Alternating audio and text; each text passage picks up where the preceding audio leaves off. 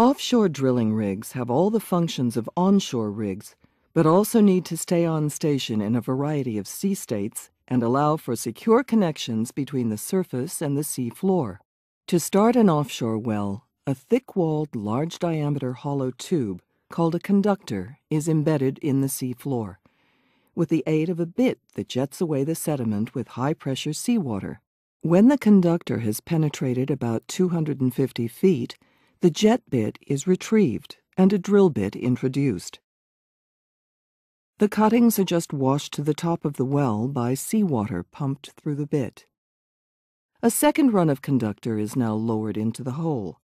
At the bottom of the conductor is a guide shoe that stops the conductor snagging on the well bore.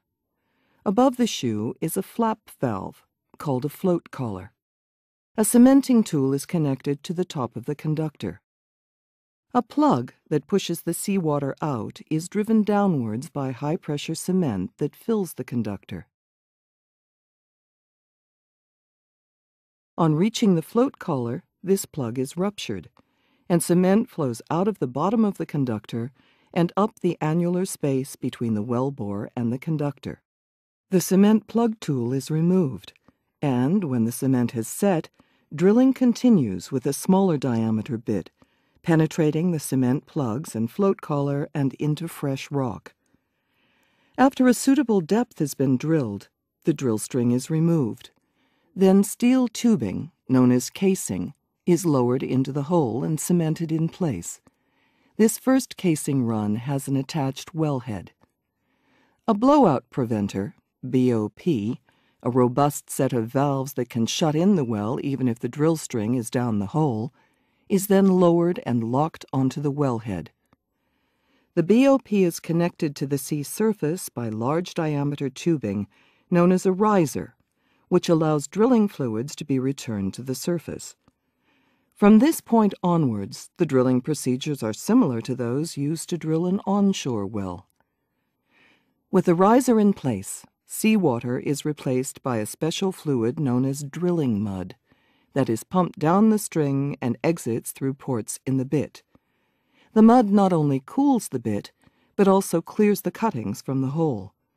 The cuttings are captured at surface and examined by geologists to characterize the rock types that are being penetrated. As drilling continues, sets of decreasing diameter bits and casing runs are used as the well penetrates deeper into the rock. Each run of casing is cemented in place to provide integrity, a sealed system from top to bottom. The density of the mud is controlled by the mud engineer, adding dense minerals when needed. The aim is to produce a column of dense mud which exerts sufficient pressure in the well to counteract pressure from fluids encountered in the rock. This combination of the dense mud column, contained in properly cemented casing, aims to control pressures in the well. The BOP provides a further level of security. When the well penetrates a potential reservoir rock, the oil or gas may be detected by analyzing the drilling cuttings for traces of gas and/or oil. At this stage, it is essential to gather as much information as possible about the reservoir. Two methods provide most of the information. In the first, the drill bit is replaced with a diamond-studded coring bit at the bottom of a core barrel. This can cut a complete section of the reservoir rock and return it to surface for detailed analysis.